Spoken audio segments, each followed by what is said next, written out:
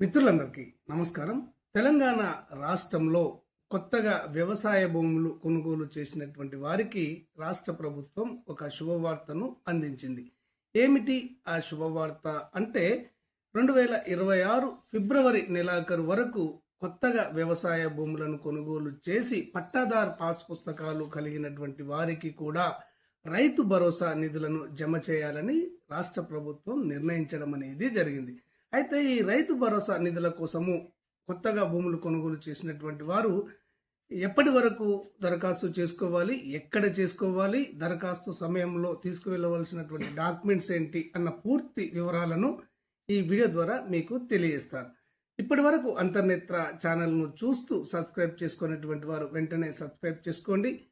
మన ఛానల్లోకి కొత్తగా వచ్చినటువంటి వారు అంతర్నేత్ర ఛానల్ను ఆదరించి సబ్స్క్రైబ్ చేసుకోండి. ఇక విషయంలోకి వెళ్ళినట్లయితే కొత్తగా వ్యవసాయ భూములను కొనుగోలు చేసినటువంటి వారు మార్చ్ 21 వరకు ఈ రైతు భరోసా నిధుల కోసము దరఖాస్తు చేసుకోవాలని ప్రభుత్వం సూచించడం అనేది జరిగింది. ఎక్కడ దరఖాస్తు చేసుకోవాలి అంటే వారి మండలంలోని వ్యవసాయ విస్తరణాధికారులు ఉంటారు కదా, ఏఈఓ ఉంటారు కదా, వారి కార్యాలయంలో ఈ రైతు భరోసా నిధుల కోసము దరఖాస్తు చేసుకోవాలని తెలియజేసింది.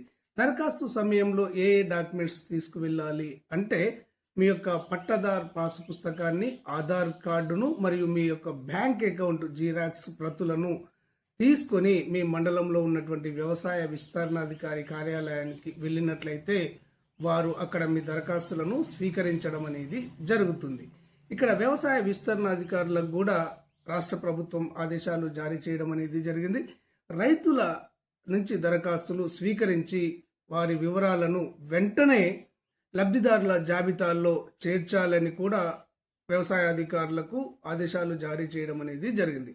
ఓకే ఫ్రెండ్స్, క్లారిటీగా అర్థమైంది అనుకుంటున్నాను. కొత్తగా భూములు కొనుగోలు చేసినటువంటి వారు ఈ నెల 21వ తేదీ వరకు మీ మండలంలోని వ్యవసాయ విస్తరణాధికారి కార్యాలయానికి వెళ్ళి ఈ రైతు భరోసా కోసము మీరు దరఖాస్తు చేసుకోండి.